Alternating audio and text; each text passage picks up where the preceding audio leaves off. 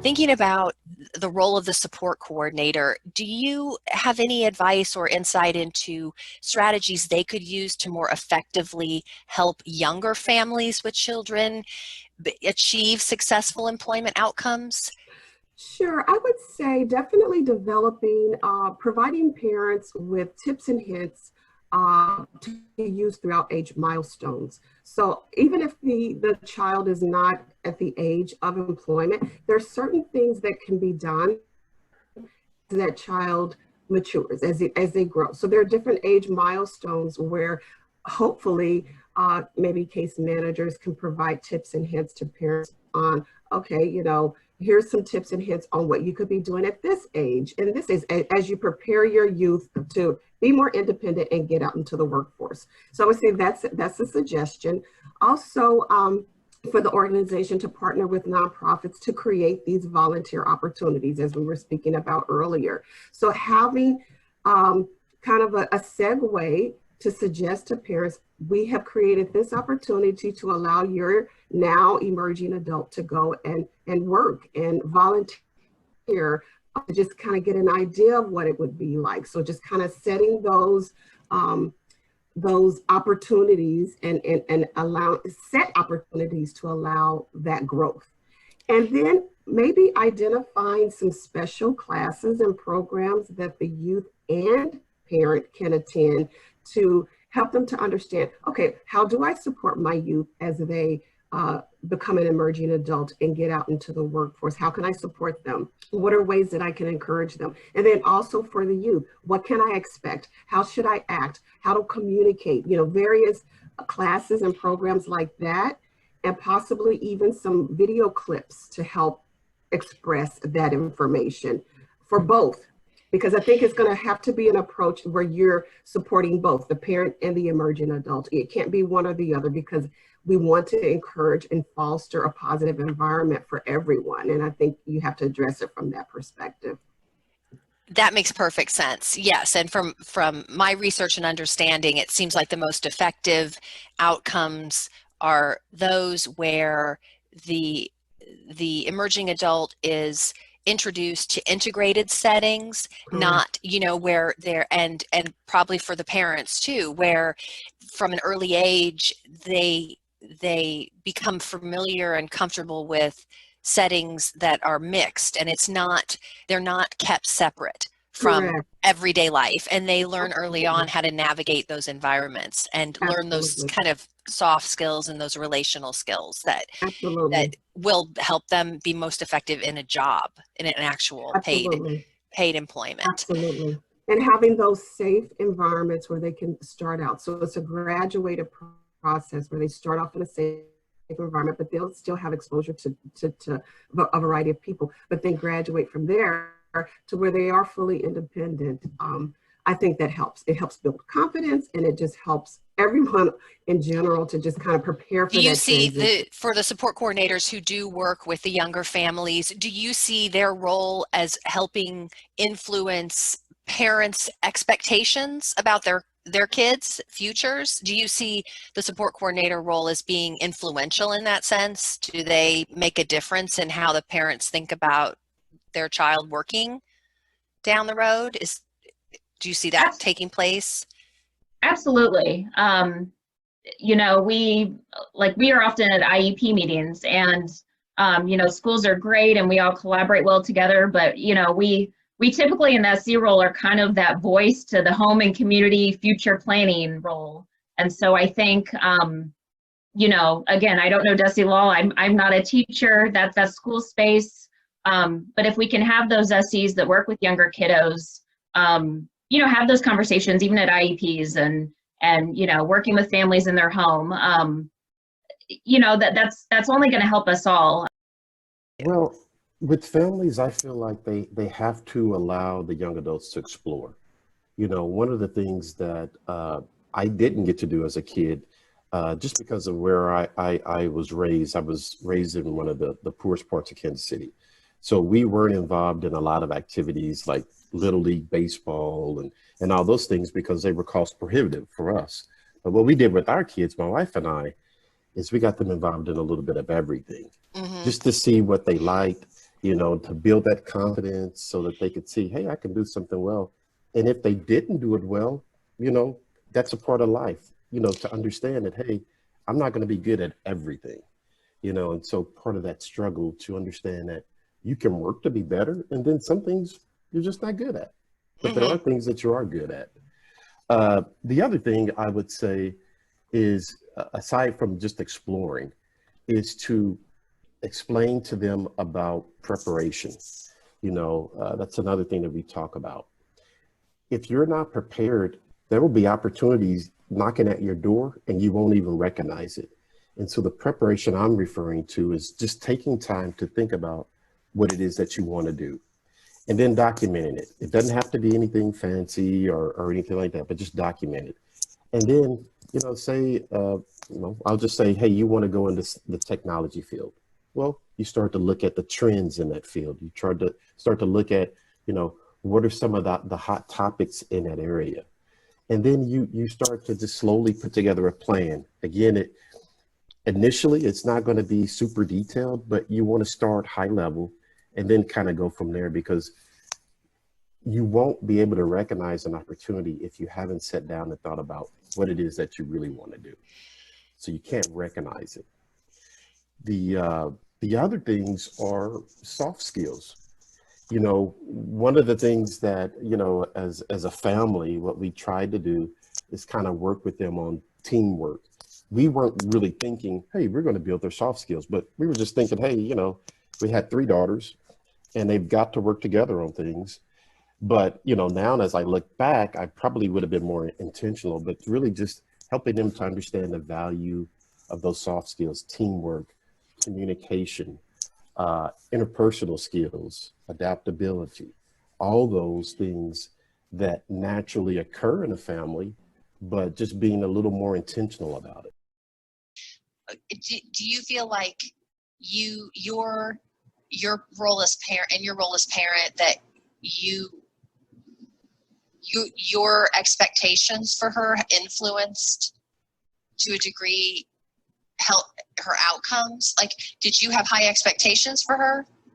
Yeah. Yes. Candace, Candace, did your mom, was that the message you got from your mom growing up? Was that she expected a lot from you? And yeah. But yeah, they never expected less. They expect me to go to college and get a job and, you know, be independent as any quote unquote normal person, you know. So yeah.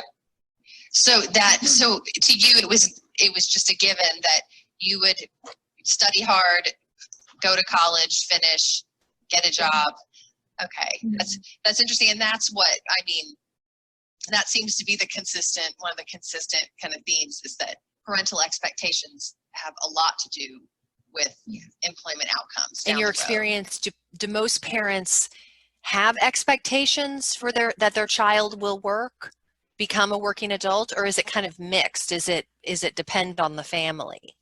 Yeah, it is definitely a mix. So, so I have run into some parents that, you know, they will push their student, but then they will only push them for so long. And so I feel like that's where the mix is, because it's just like, you know, they're trying, but then they don't want to strain themselves by, you know, pushing them to do something that they ultimately would not want to do, or they ultimately would like not succeed in. And so, and then also I do see those parents that are, you know, encouraging their students, like, all right, we got this, you know, making sure that they keep on their schedule. But then I would say I really think it's the students as well. So I will give an example of my student. We'll call her, we'll just say AJ. So my student AJ, she is really on it. So she is like making sure that her homework is done. And every time we meet, it's like, okay, you know, do we have this? You know, do we need to do this? You know, did we check this class?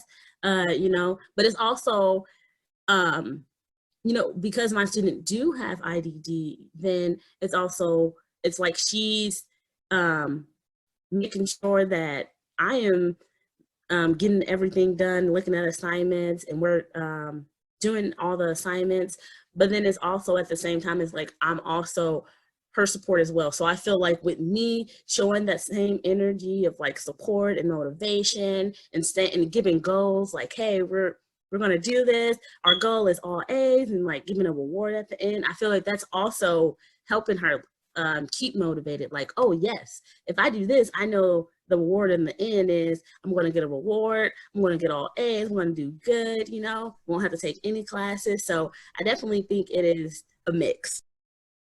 Before I came to UMKC, I was prior military.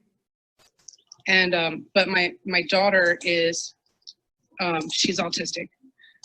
And I was, you know, as a young mom, not understanding, you know, what the best ways were to help my daughter, you know, because when that happens to a lot of us, we're kind of grasping at straws, because the community as a whole, dealing with children who have intellectual and developmental disabilities, we acquire a wealth of knowledge that we share with each other.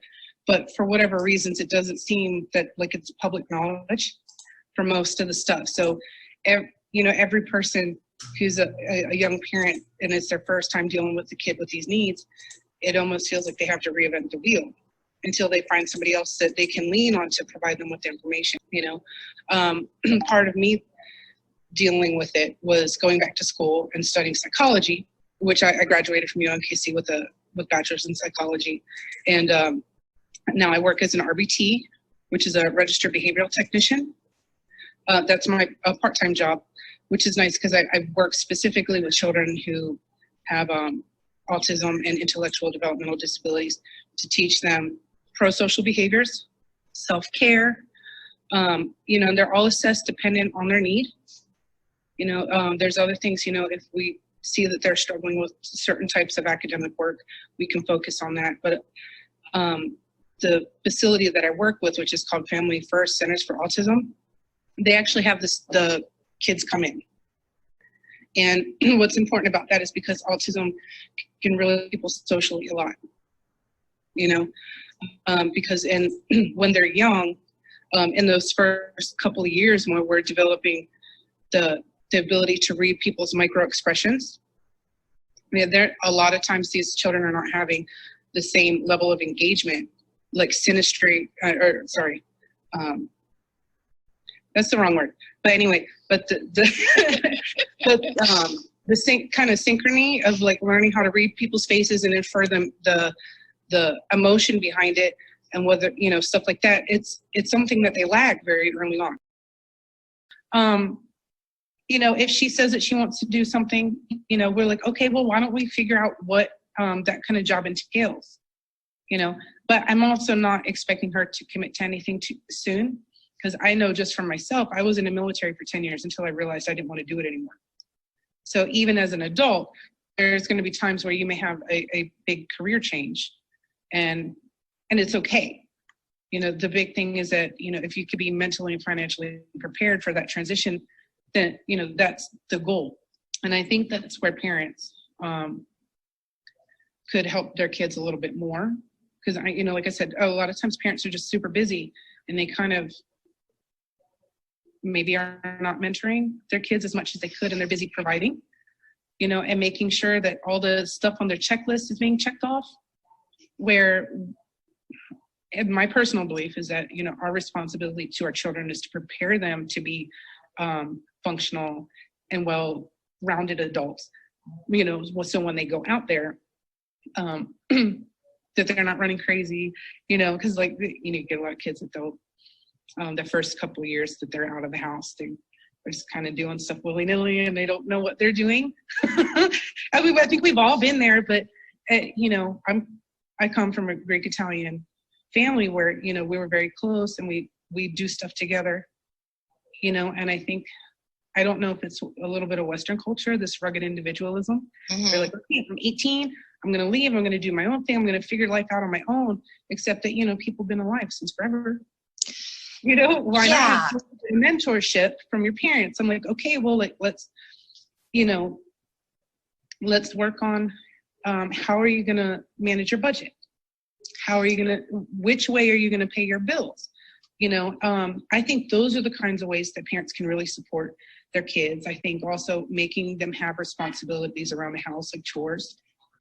And you're going to get behaviors from that because they don't want to do it, but you're also not going to want to do everything that, about your job. There's going to be parts of your job that you hate and you have to do it anyway. And I reinforce that to my daughter when she's having her behaviors. I'm like, I understand that you don't like it. I do this when, with my clients too. I'm like, I understand you don't like it. You don't really have to like it, but you have to understand when you have to do it and when you have the option to say no. There's a difference. You could say no if it's going to hurt somebody else. You can say no if it's actually going to cause you some kind of harm. Just so certain parameters where it's okay to say no. But then there's other times where we're like, okay, it doesn't fit that criteria, so you still have to do it. Before I get actually into like when they're at their job, because they're related. Okay. But when we're talking about the personal responsibility part, that doesn't just fall on the parents. You have a lot of the teachers who kind of just have low expectations of them, and they don't really challenge them enough, especially if we're talking about, students with intellectual and developmental disabilities. Many of them are much more capable than we give them credit for. And so the teachers are not challenging them enough. They're kind of getting them through so that they could pass them, and so they have, I have a lot of students through Propel, because I also work with them, that as college students, the whole factor that they even have to get something done by timeline, that they have to manage their time, that they have to make something by a due date, and they don't have unlimited chances to do something, really like throws their whole world into like this kind of, turbulent period where they really don't know how they're going to make it through the semester. The first semester for them is very tough.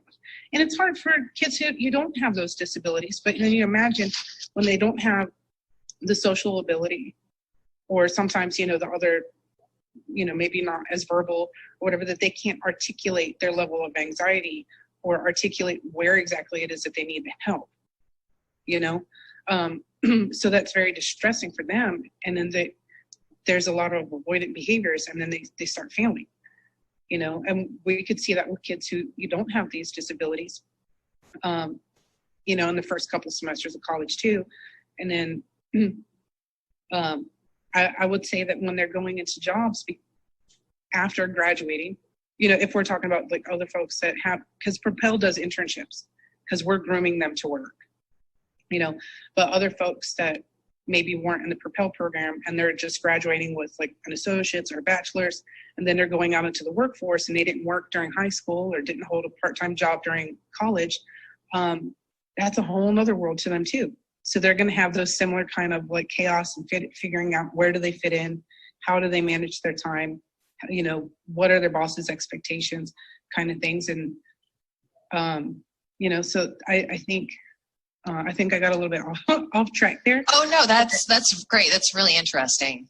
But the big thing is that the teachers in high school and grade school and the parents really need to establish some responsibility and consequence very early on, because the sooner that they do that they know that they can't just do whatever they want, and that things are going to be handed to them, because one day, I hate to say it, but one day we're all going to die,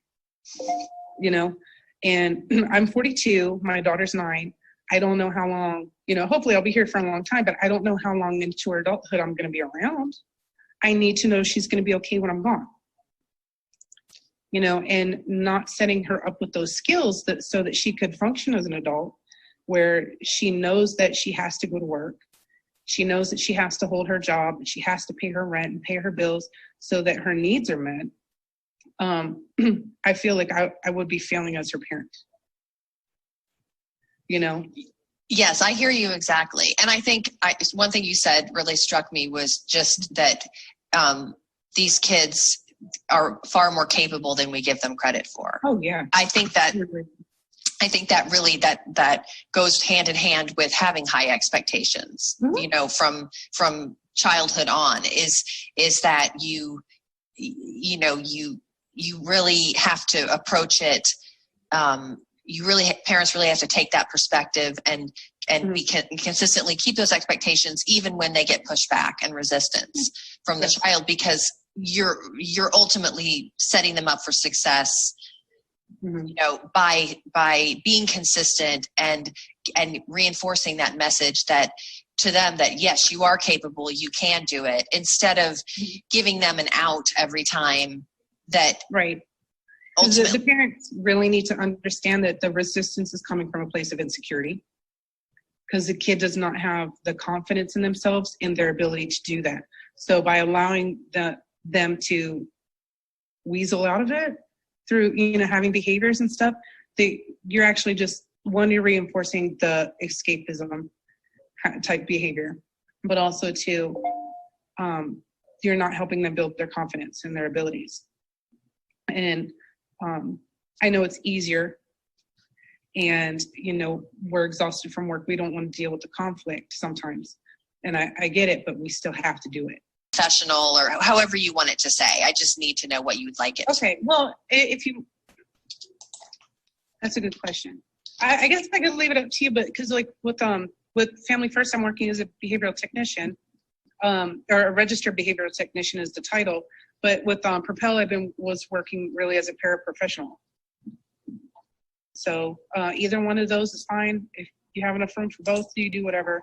I'll have plenty of room.